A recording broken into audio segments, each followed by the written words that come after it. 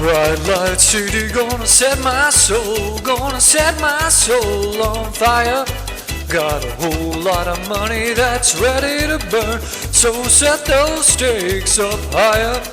There's 1,000 pretty women just waiting out there. They're all living the devil may care, and I'm just the devil with love to spare. So Viva Bond Vegas, Viva Bond Vegas, Viva Bond Vegas, yeah. That's right, today on the SuperCaZt, baby. Diamonds are forever, yeah.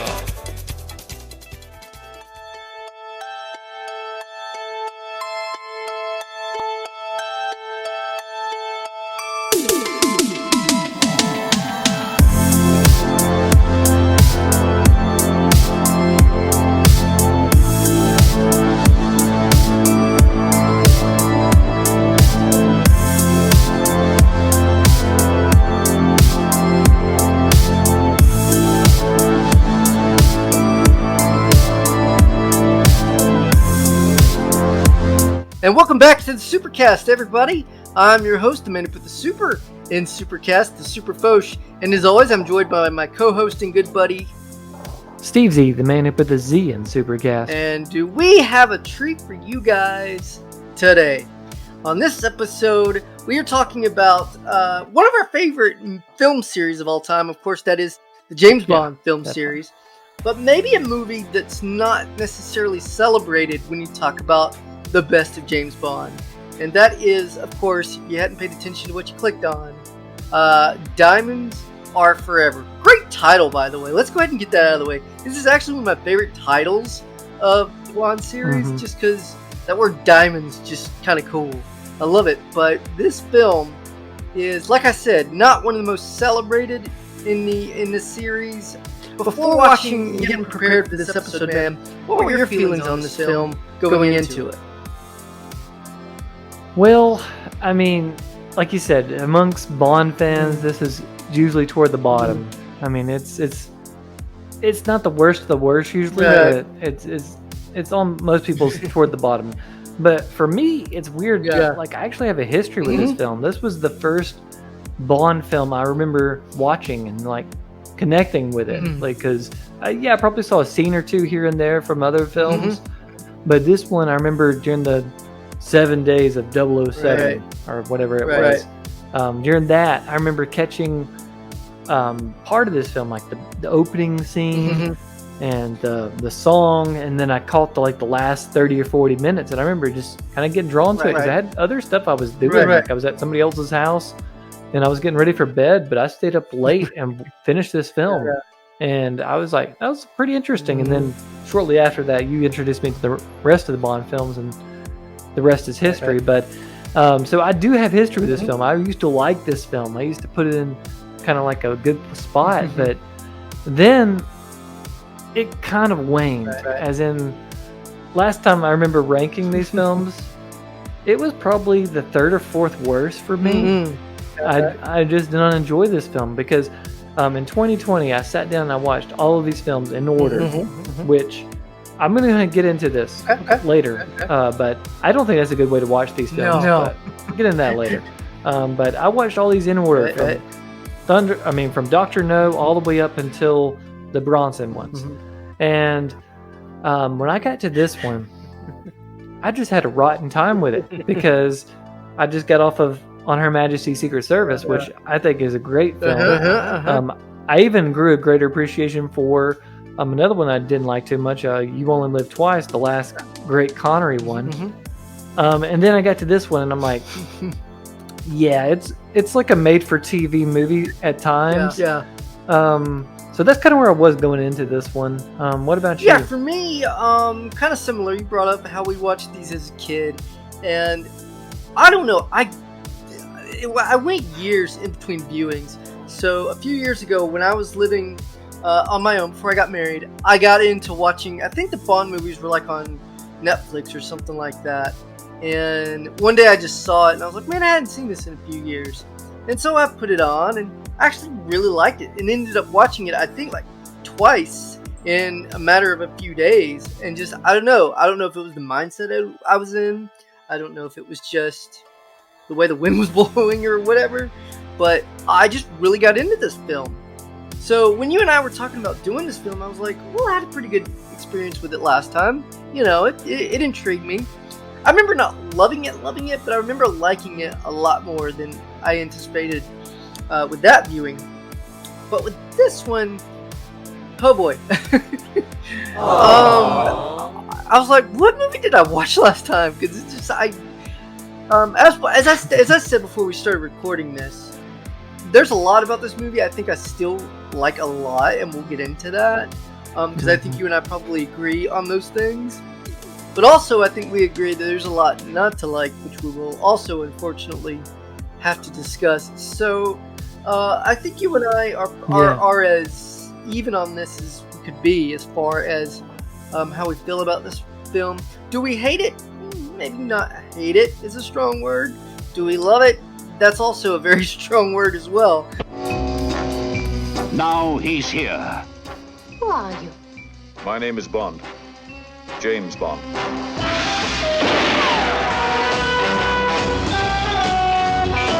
He's back in a new Bond spectacular. Kill him!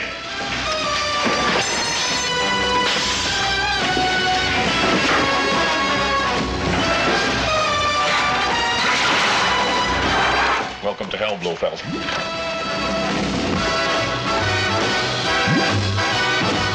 So, I think we should just get into it and talk about this film, because I think it is worth talking about. I think this is a film that when you talk to at least the casual Bond fans, this is probably not a film you would bring up, just because it's kind of lost in the shuffle there, especially during the great Connery years. I mean, he had, of course, Goldfinger, he had From Russia with Love, stuff like that. But then he had this film. And I think it's safe to say that there's probably a split among a lot of fans on this film. You either like this film or not really, and I guess we'll kind of find out which way we kind of stand by the end of this. Yeah, and I'll go ahead and say this. I had a lot of fun watching this film, so I think there is something to enjoy here. Agreed. I think you have to be in the right mindset. Right. You have to kind of know what you're getting into. Yep. You cannot like I said, you do not watch this in order. Do not go from On Her Majesty's Secret Service to this film, because you will be disappointed. You will be let down. But if you just pop this in on a random Friday night like I did last night, you will probably have a good time. And to me, I'm going to start my thesis here. This is probably the most inconsistent Bond film there is. Yeah. Because there is some parts that are really, really good, that really, really work. But then you have a lot of things that just, it's kind of like a disaster. It's like they're just throwing stuff at the wall to see what sticks. And some of it is just the most random stuff. And some of it's also just kind of lazy. Yeah. Some of it's kind of like, this doesn't work at all. Why did you guys even try this?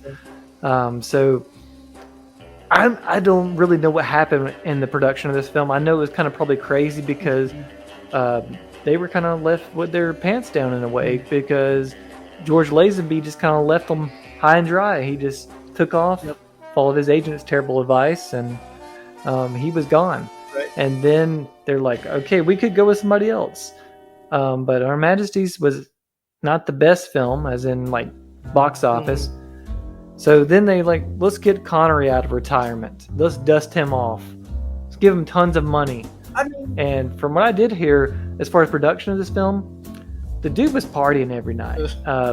As we're getting into Connery, I guess we should go ahead and get that. Yeah. I mean, he's hanging out with the Rat Pack. Yeah. So he's not just partying with anybody. Yeah. This is James Bond going partying with the Rat Pack. I mean, that's how Sean Connery does it in the early 70s. But for me, that's kind of where this film starts is Sean Connery, James Bond. Yeah, he is the iconic guy. I mean, you look him up in Goldfinger. I mean, there's a reason why Indiana Jones kind of ripped that off in Temple of Doom. That's iconic. Right. It looks great. He is iconic. He is great for about 3.5 films or so. Because I can't imagine what this was like as an actor to go to be this famous. I mean, you think about the 60s, you had Elvis still as a top dude, you had the Beatles, and you had Bond. Right. So Sean Connery is like one of the most recognizable guys in the world. Yeah. He can't go anywhere. He cannot go shopping. So that had to like aged him or did something to him, because when he comes in this film, he doesn't have that zest. He does not have that drive to do this part anymore, I don't think. And to me, he has parts where he is good, such as the dude is just cool. So he could be cool doing certain things. But at the same time, he's very awkward at times. And I don't know if he's just being lazy, if he just stayed out too late the night before he did the scene. What do you think about his performance in this one? So I'm glad you started with this, because this was actually in my head as well. You know, as you said, Sean Connery is iconic for Bond. For many people, he is James Bond. You know, a lot of people will discredit everybody else but Sean Connery, and I get that. You know, in his prime, at the beginning of the series, he was about as good as you could ever want to get for an actor for this role. Having said that, pulling him out of retirement to play this role was just a horrible move on their part, I think. And that's not to discount Connery and his talent or anything like that, but it's kind of like what's happening now. And I don't want to get into this too much, but I'm going to say this brief. Yeah, it's exciting to see Michael Keaton in the Batman suit again, because he was our Batman of our childhood. But do you want to watch a 2-hour movie with Michael Keaton as Batman? No, you don't. I think a little cameo is fine, whatever. But with this film, you have to sit through this whole film with this very obviously aged and probably, as you mentioned, you know, man that's got a hangover and just, you know, he's just, I don't want to say he's phoning this performance in, but it's pretty darn close in my opinion. It's just, I mean, I think he knows the character and he's familiar with it. We're all, as an audience, familiar with his character, and I think the filmmakers thought, well, that'll be enough. That'll get him through this film, and it'll be fine.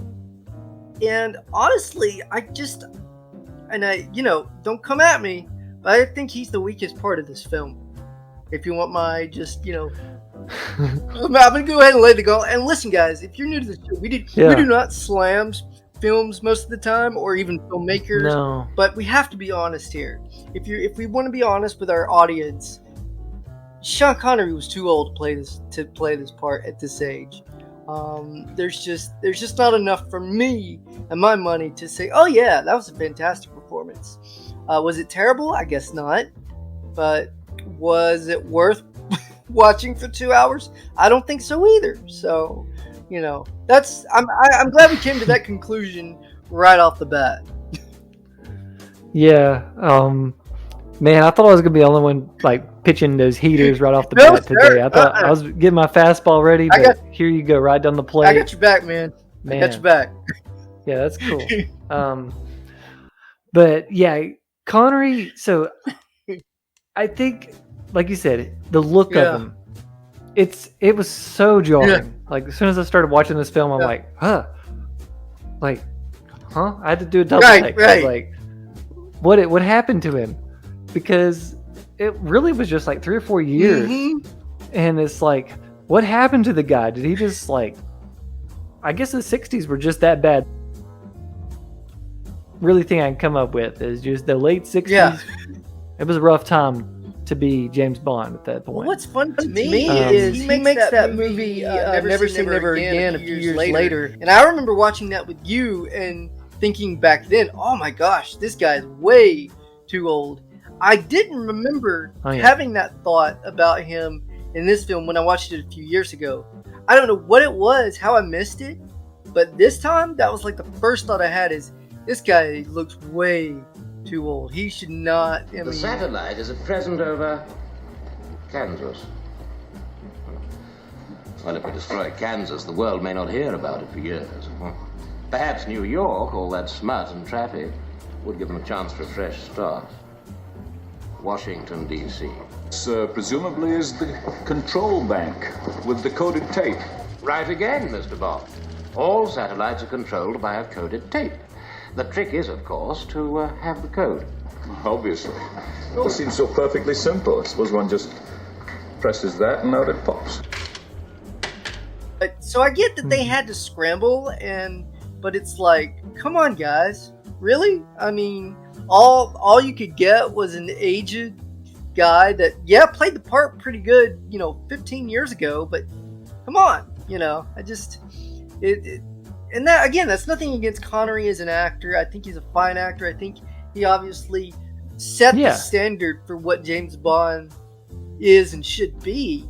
But at that point, I felt like he was hurting the movie more than he was helping within this film.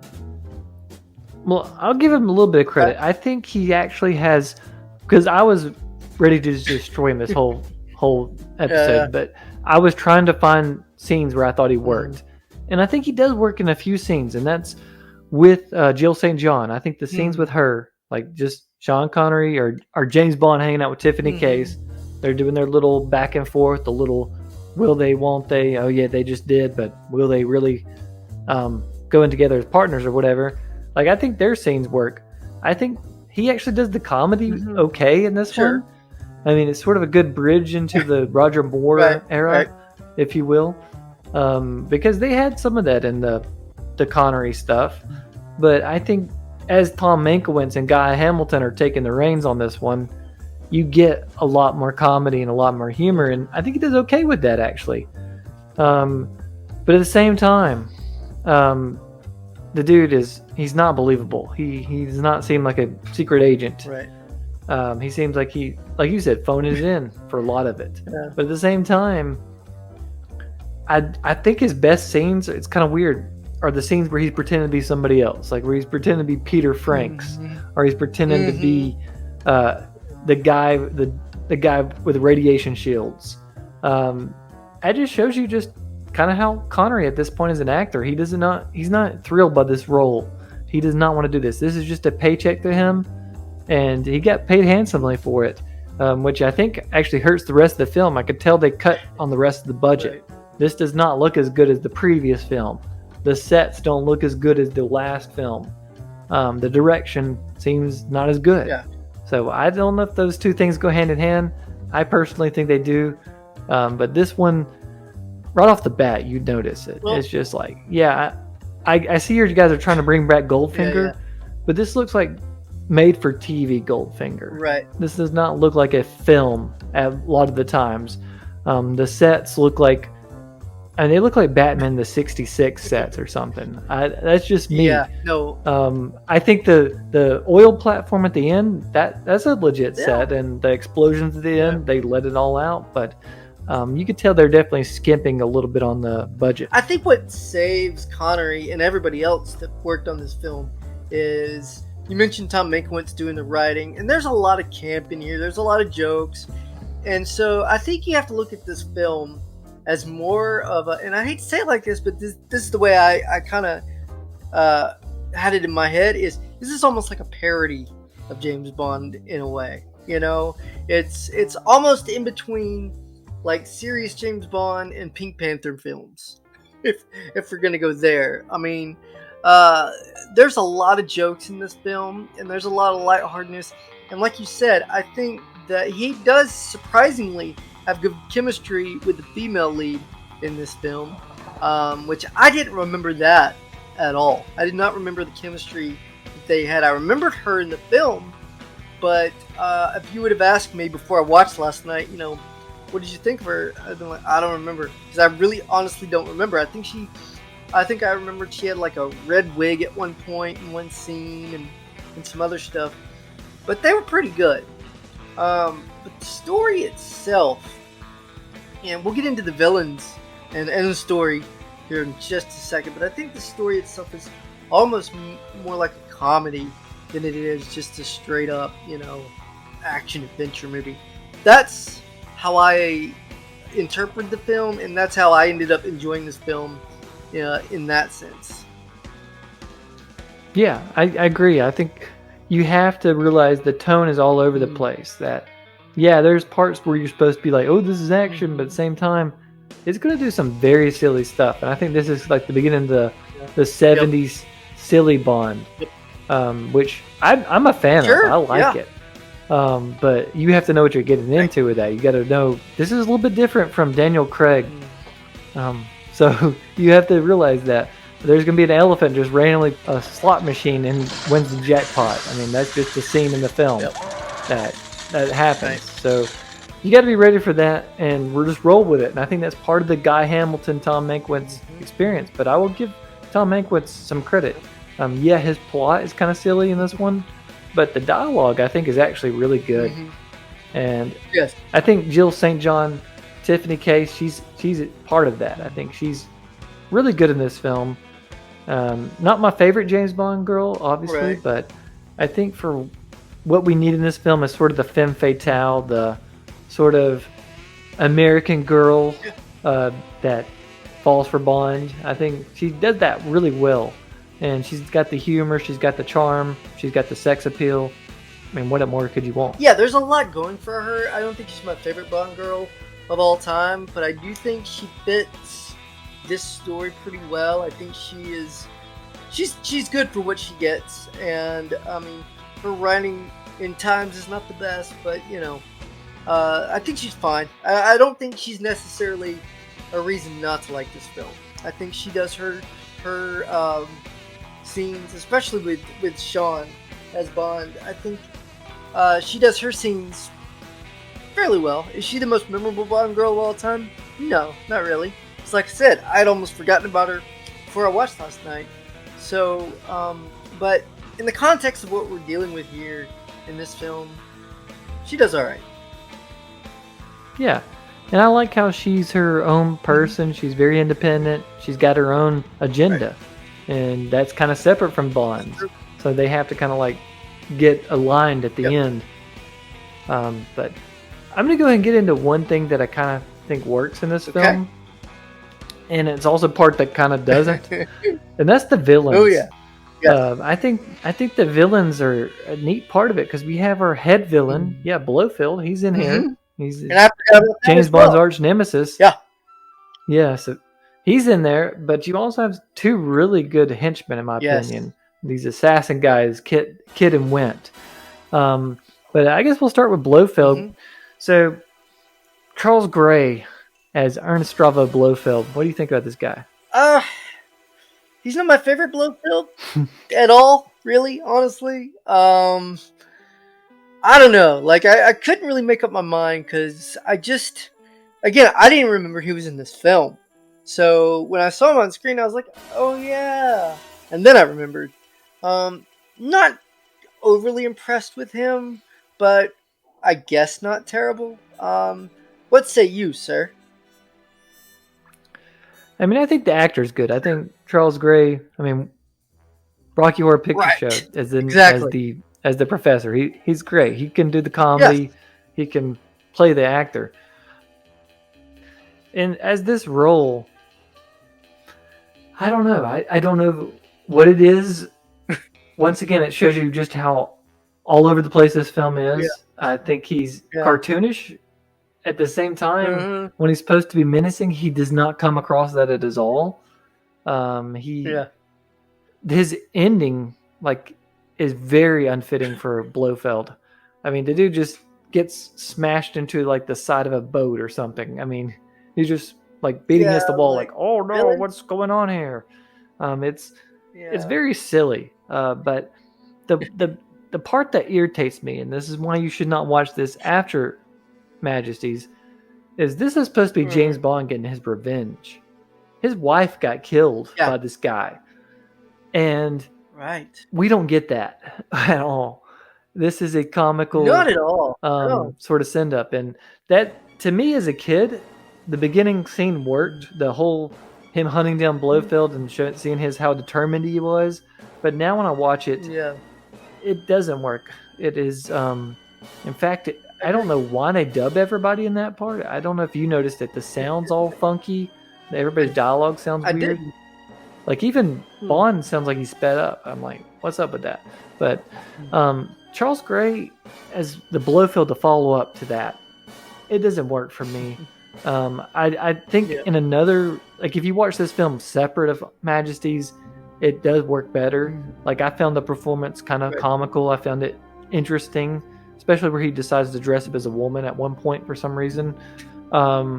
It's just very interesting. And I like how he's clones and everything. But to me, the real standout is the henchman, Win and Kid. They're one of the part of the film that seems like they should be in a different movie almost. They have that sort of lighter tone, but at the same time, they are very sinister. They're very dark. I mean, they kill an old lady and throw her in the Amsterdam River. So it's like, what are these guys doing? Yeah, these guys were like, they were creepy. They were hilarious. They were kind of like this entire film, kind of all over the place a little bit. But I love they got their own theme song. You know, every time they would come on, they had a little flute thing or whatever, and I was just like, yeah, these guys are kind of, you know, I dug them. I thought they were pretty good. I thought they were probably one of the best parts of the film. I could understand if people don't like them, and I could get the, turn off or whatever from them. I could understand that from some people, but for me, and sounds like you, they just fit this story. I think they were just enough absurd and kind of crazy, and I don't know what all, that they just kind of fit what this film was, I guess, trying to go for. Yeah, I think they do. I think they're very sinister, but at the same time, they can do silly stuff. And we get that with their finale. I mean, we haven't said spoiler warning yet, but spoiler, they do the usual Guy Hamilton thing where the villain comes back at the end when you think Bond had already saved the day. And we see Mr. Kidd gets killed pretty brutally. Like, it's like, man, Bond, that's rough, dude. And then Wimp gets killed in like a very comical sort of way. So it's kind of like, what is this film? What is it doing? But I do like the guys. I like the performance, especially the guy that does Kid. He's just weird looking, and he has a very bizarre performance. Yeah. I don't know. I had an idea before we started recording of how I would explain. For those of you that have not seen this film and don't know who we're talking about, I don't know. They're just almost like live action cartoon characters. Is what I would almost call them. Because they just. And probably the first ever like gay henchman ever.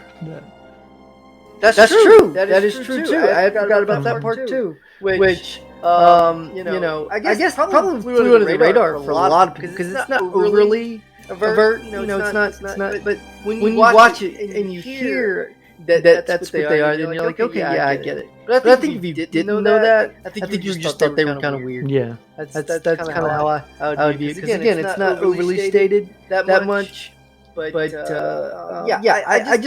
I guess from all the absurdity that's in this film, I thought they were one of the standout parts. Yeah, and I guess that kind of gets into the next thing. It's kind of like a hodgepodge of what do we think works, what doesn't work, and right. So for me, there is one sequence that really works for me, and that's where Bond pretends to be Peter Franks, and then later the real Peter Franks gets out, and Bond has to have some fisticuffs. And this scene in particular, it's like, what film is this in? Because it starts off shot like a regular Guy Hamilton sort of fight scene, then all of a sudden it gets really good. The editing gets really good. The action gets really good. I can feel the punches. I can feel like it's really real. And I'm like, I like this scene. I don't know where it comes from, but it definitely feels more like sort of like the Peter Hunt, George Lazenby type fight scene than a Sean Connery, Guy Hamilton thing. Right, I agree with that. For me, one of the things that works for this film, and we haven't talked about, is the song, the theme song. Yeah. I think this is actually one of the better theme songs, to be honest with you. I think it's arranged really well. I thought this is Shirley Bassey too. So of course she did Goldfinger as well. So I think that bringing her back was a good move. So I think it's a very good opening. Maybe not my favorite of the Bond songs, but yeah, it looks cool. They have all the diamond stuff, in the titles. Yeah, this is probably one of my favorite songs personally in the series. Yeah, I like it a lot. I think it really works. It fits the mood, fits the film. To me, the music just period works. I think this is one of my actual favorite Bond sort of scores. Like I noticed it as they transition to, like, let's say to Las Vegas, the music picks up. It gets all funky. All of a sudden, it feels like, oh, this is like a Elvis type feel or something, or this feels like very Vegas-y. I like it. So I think the score is really good. Like you said, the different themes, it's just a good sort of vibe. I think that kind of works with it. I think the other thing that kind of jumped to mind is something that really works for me is just how there's certain scenes that they just seem elevated. And one of these scenes for me is it's one of those situations where Bond's he's in a tough spot. He gets tossed into a coffin and he wakes up and it's on fire. They're trying to cremate the man. And this scene right here and Scrooged, this has made this irrational fear in me where I'm just like, this is going to happen to me one day. I'm going to be trapped in a coffin and it's going to be on fire. Yeah. I don't know what it is. Yes. This scene affected me really bad. Yeah, I totally agree. I thought that was just me. I'm glad you mentioned that because I've always had that kind of fear. And I guess seeing this scene as a younger person, as a kid, it kind of instilled this, at least subconscious fear that would happen one day. So you bringing that up, that's nuts, guys. Guys, see, this is how we are. I mean, we grew up together. We're on the same boat here, so that's awesome. But yeah, I agree. That's what it. And I kind of had a little twitch though, because I was like, oh my gosh, this is where that fear came from. This movie. Yeah, it's this one in Scrooged. I'm like, that's just terrifying. Yeah. But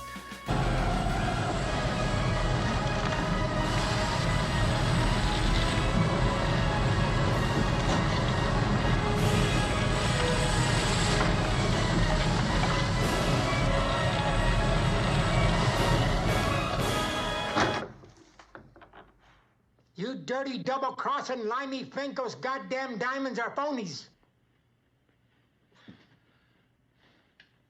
Now don't tell me. Yours and Peter? I guess let's get into some sort of the grab bag things, because some of these are critiques, some of these are things that I just think are funny and kind of make the film have a little bit of charm. But I just want to get your thoughts on several things that I wrote down while I was watching this film. So first off, and this is one thing I forgot to mention on something that worked for me. To me, the locations work. Any sort of like Bond film of this era, I love the globe trotting. I love it when he goes to a new place. Like when he's in Amsterdam, I'm like, this feels like Amsterdam. When he's in Vegas, it feels like Vegas. And I think that's a real cool part of the film. What do you think? Yeah, no, I think that's a definite plus on the movie's part, is to go to all these different locations. And they're all different and they all seem different. It doesn't look like they just, repainted a backdrop or something to look different. I think that if anything, I think that's one of the biggest parts of this film is the locations that they use. And I think that's why I had such a positive viewing years ago. It's just because I did not realize they went to all these places. And again, they were definitely different places. It wasn't just like the same place just painted over. So I really like that. I think that kind of made this story more of an adventure, because I think this story, and we haven't talked a lot about, other than getting Blofeld back for killing his wife, but I haven't talked about the story in a lot of detail. But I do think there's a lot to the story itself to really gravitate to and really enjoy. And I think going to all these places is a big part of that. Yeah, it's kind of got a mystery element to it. It starts very small scale. You just got some diamond smugglers, and then it becomes a whole Spectre thing. So that's always cool when that happens. Here's a random thing to throw at you. All right. What do you Okay. think about that circus stuff that happens in the middle of the movie where Tiffany's trying to get the diamonds, and there's just it seems like 15 to 20 minutes. I know it's probably like 5 minutes, but it's that whole circus part. It's just like, why are we watching this? Why did we go into this random scene where this lady's becoming a gorilla? What's the deal with this guy conducting this game? Why is he such a weird character? Why is he so mean to these kids? I don't know. Yeah. That whole part, it's just really weird to me. What do you think about this? Were they just trying to pad out the movie, or did they think this is really cool? People want to see this. I don't understand what that is. Yeah, I was going to ask you the exact same thing. In fact, when you said the word circus, that just triggered in my mind. Oh yeah, that part. I have no idea. Like, it doesn't really. I mean, I know this film goes all over the place, but even still, it just kind of came out of nowhere as far as the place in the film. Like I said, like other stuff, I didn't even remember this. And I vaguely remember the circus stuff. But it just, I don't know, it's completely random. Could you make sense of it? I mean, I think they were trying to create some like a unique situation. Like, this is a casino that has a circus in there. Sure. And she's trying to pick up the diamonds there, so that's kind of like an intrigue thing. She's trying to give the CIA a slip. But everything around that, it's just weird. It almost turns into like a commercial for just this casino or something. It's like, why are we seeing this extra part of this? And then just a lot of the performances are super weird. And the way it's edited too, this movie, it seems like sometimes they just like end the scene abruptly and then just jumps to something new. Right. That's kind of another part that just kind of threw me off. Annie Oakley on the end, huh? Here we are. What an eye, what a night. Wait a second, hold it. I saw the whole thing. The machine's fixed. Who's she, your mother? Blow up your pants. One win. She only had one win. You're supposed to have 24 to win that dog. Will you give her the rest, kid, huh? All right, boys and girls, here we go. So, totally changing gears. Sean Connery is known for his sort of treatment of women in these films. But what do you think about him hitting Tiff just out of nowhere? Like, how did that strike you this time? Nice word.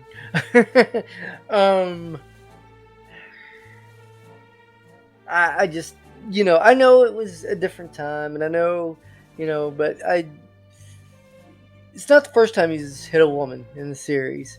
So, but each time it's just,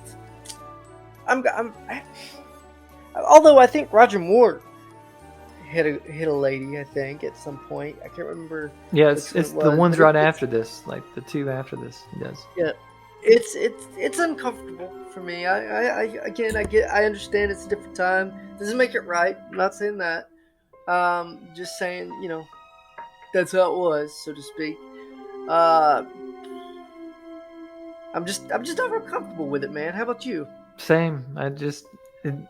Even as a kid, like, this was a part that I didn't like. I'm not a huge fan of. I realized, I guess this was just the way they wrote the character this time. He's supposed to be in danger, which at this point I'm like, he's not really in that much danger when he hits her. He's just kind of like, stop messing around. I'm tired of like dealing with you like this. Just kind of pay attention, see this is what's happening. Now, when you're talking about like Onatopp from GoldenEye, who can, hold her own pretty good, that's a different story. That's totally different, yeah. I mean, so that I can kind of excuse a little bit more. But this, I mean, yeah, again, like we said, it's just a sign of the times. And, not something I'd be incredibly comfortable, in fact, probably not at all, to do myself. But, yeah, I guess for me, it doesn't ruin the film. It's like, I can't watch it because he, hits girl. I don't like it and I don't approve of it, but it doesn't, kill the entire film. Yeah. All right, just got a few more things. Yeah, man. Here's a weird one. This kind of... okay, I'll let you go first, but Bond driving a Mustang, does it feel okay to you? Well, you and I both like Mustangs. You had one when we were in high school, so it's kind of cool to see a Mustang in the film. But Bond driving one, it does seem a little out of place, if I'm being completely honest. It really does. It doesn't hurt anything necessarily, but I'm like, Bond wouldn't drive a Mustang. No, I have to be a little bit nitpicky there and say, yeah, no, that didn't work for me. How about you, man? Same exact thing. I was just like, this seems kind of cheap. It's like, it's below Bond almost. It's like, I realize it's supposed to be in America, and that's kind of, I think what rubs me kind of the wrong way about this film is it seems kind of cheap the whole film, and at the same time I still like it. I had fun with it, but there's just definitely parts of it where you're just like, they cut corners. And one place where I know they cut corners is that Las Vegas chase scene. I mean, I definitely liked it more this time than I remember liking it, because it's not the fastest thing. It's not the best shot scene. But to me, what really stood out is they're on location. They're doing this crazy stuff with these cars. And I gotta give them credit for that. I think it's pretty cool. If I would, this would have blown my mind if I was just walking down Vegas and all of a sudden I see these cars driving through there so fast like that. Yeah, I enjoyed that scene a lot. I mean, I'm a sucker for a good car chase scene. Don't get me wrong, but so I think that part was really well. But Bond driving a Mustang, nah, I don't believe it. Yeah, and it is kind of silly how they messed up that one stunt where they start on this part of they're like the car sideways this way, and then all of a sudden, oh crap, we filmed it coming out that way, so they just had to like, I don't know how they made that mistake, but it was just kind of very jarring. But to me, this is the biggest fourth wall breaking part of the whole film. The moon buggy scene. I don't think I've ever laughed harder in a James Bond film than watching this. It's so surreal watching James Bond getting into this moon buggy and these little guys chasing him on three-wheelers. And I died, man. I knew this movie was ridiculous. This movie is ridiculous. And in some ways it's ridiculous in a good way, just because of all the craziness and stuff. But yeah, I'm like you. I was like, I really did not remember this. I was laughing hysterically with this, and I'm like, there is no way that Sean Connery would have went for this. I can't. I wonder how they convinced him to do this, because it just seems like something he'd be like, no, not gonna do that. But he did. At least I think he did. At least I think that was him in the moon buggy. Yeah, that was him. And it makes no sense. Like, what were they doing in the first place? Why did they have a moon buggy? What were those guys doing, those astronauts? And why was everybody moving normally while they were still acting like they were on the moon? That's just silly. And then you see James Bond get on a three-wheeler. He looks like a little kid. It just looks silly. But that's just ridiculous. It reminded me of the beginning of Superman 2, which of course Tom Mankiewicz was a part of, and the Kryptonian criminals, meet the astronauts on, I guess it was the moon. Mm-hmm. That's what made me think of. Me too. I was just like, I was thinking the exact same thing. Just like I was like, other scenes. This guy writes this in his scripts now. Yep, exactly. And I was like, you know what? Just because I like Tom, I'm gonna give this a pass. I mean, is it silly? Yeah. Is it kind of dumb? Sure. But I don't know. I found it at least amusing and entertaining. Yeah.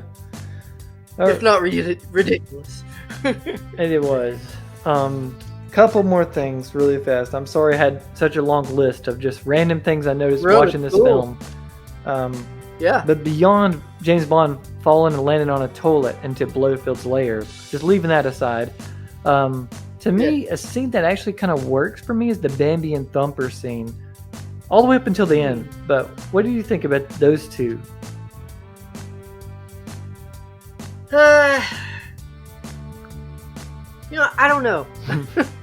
I did not know what to think, to be honest with you. Maybe you give me your thoughts first, because I was thinking about that actually earlier today, and I still think I don't have my mind made up. What about you?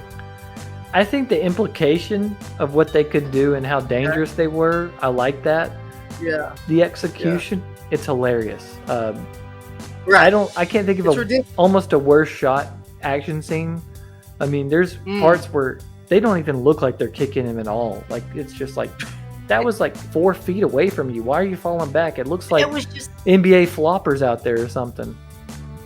right. Yeah, it was silly. It was just a silly thing, and there's a lot of silliness in this movie, as we've already stated several times. I think if this was in any other movie, I would probably be like, this is terrible. But because we've already established that they kind of go all over the place, both tonally and realistically, I give it a pass. I'll just say that, dude. Is it the best thing ever? No, but it is what it is. Yeah. So you just kind of at that point you just kind of have to accept it. If you're gonna stick around for this film, you're just gonna have to accept that there's gonna be some stuff that you're gonna be like, okay, in a regular Bond film, whatever that means, this probably wouldn't happen. But it's almost like they were just experimenting with different things and thinking, well, people will see James Bond, so they're gonna come anyway, and then we'll just kind of give them this, off the wall kind of comedy / action adventure parody of a Bond film. So I think that's ultimately, especially with this scene, what they were kind of going for, almost like a precursor to Austin Powers in a lot of ways. In fact, this movie kind of reminded me a lot of Austin Powers in that sense. Definitely, it's where the origin of that guy talking in the deep voice, like 2 minutes and counting. No, that's from this one. Yeah, exactly. Yeah. But I think you just hit the nail on the head right there. Just as far as like the way you have to approach this film. This film can work for you because we've just talked about all the silliness, all the zaniness, all the things that are inconsistent and don't work. But at the same time, why would people still watch this? Well, it's a great film to put on like a Saturday afternoon or something when you just need a break from life. You just need to chill and do this. And I'm not going to say you have to turn your brain off watching it because that's kind of insulting to say. But I will say that you could just enjoy this. You can enjoy for what it is. You can enjoy that they wrote a character like Willard White. This guy exists. Jimmy Dean is in this movie. You can enjoy the craziness, the weird parts, the weird plot, all that good stuff, and still kind of realize this is a kind of like vanilla ice cream or something. It's just basic. It'll get you that sugar fix, and you can have fun with it. And that's kind of me when I watched this film. I had a lot of fun with it last night. I had a smile on my face. Yes, there were parts that frustrated me. There were parts that I was just like, why did they do that? But to me, that's also kind of a fun experience. Just saying, this is just a bizarre film, and it should be kind of just like watched. Let me ask you this, as we wrap up here. Obviously, we've stated that this is not the greatest Bond film ever made. Would you, if you had somebody like, let's say, come to your house, and they're like, I've heard about James Bond, but I want to watch one of his films. I've never seen it. Would you use this film as a representation of Bond? Or, because I feel like if somebody that was not a fan of the series would A, not understand this film at all, and B, probably be turned off by the series just because of how crazy it is. I think that's the one thing that makes this movie work for us, and I think a lot of people, is, okay, you're already a fan of the character. You're already a fan of the zaniness. You already know there's some crazy stuff. So by the time you get to this film, I think to really enjoy it, you just have to be almost like a diehard fan to let a lot of this peculiar stuff go. You're probably right. I'm not really going to say. I will say that every single James Bond film out there is somebody that's their favorite James Bond film. I mean, that's just kind of how this series works. we all have ones that we really like, and there's definitely consensus around a few, but there's definitely that one or two that it's just kind of like yours. And this one can be that for some people, so I would say the best way to enjoy it is not watching it linearly. Don't take it too seriously, and just kind of have fun with it. I admit, I don't necessarily like this term a lot, but it almost feels like a guilty pleasure film for me. Because it's like, I really like a lot of this film. As we said at the top, I really like a lot of this film. And I know it kind of sounds like we're just bashing the crap out of this movie, but there really is a lot to like. And I think if someone enjoys this film because of whatever reason, you know, who are we to say otherwise? So yeah, I really think there is a lot to enjoy about this film, and it's probably as close to a guilty pleasure for me.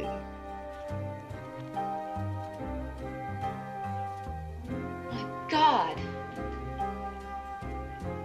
You just killed James Bond. Is that who it was?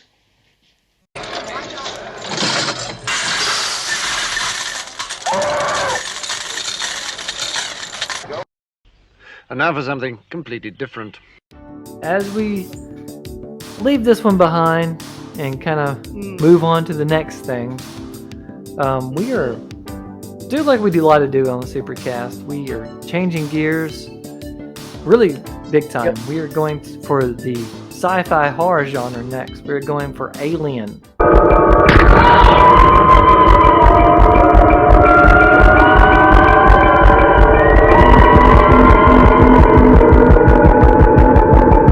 Yes, this classic by Ridley Scott right here, the original Alien. It terrified people in 1979. It still scares people today. This is one I've not seen in a few years, and this one I'm really excited because I got the 4K. I haven't seen that. It's supposed to be really good, and I'm interested to hear your thoughts on it in particular, because this one is definitely different than the film that we reviewed in the past. We reviewed Aliens a couple months, or more than a couple, about a year ago. A couple months ago. Yeah. So here we are going to tackle the original. Yeah, I'm really excited about this film.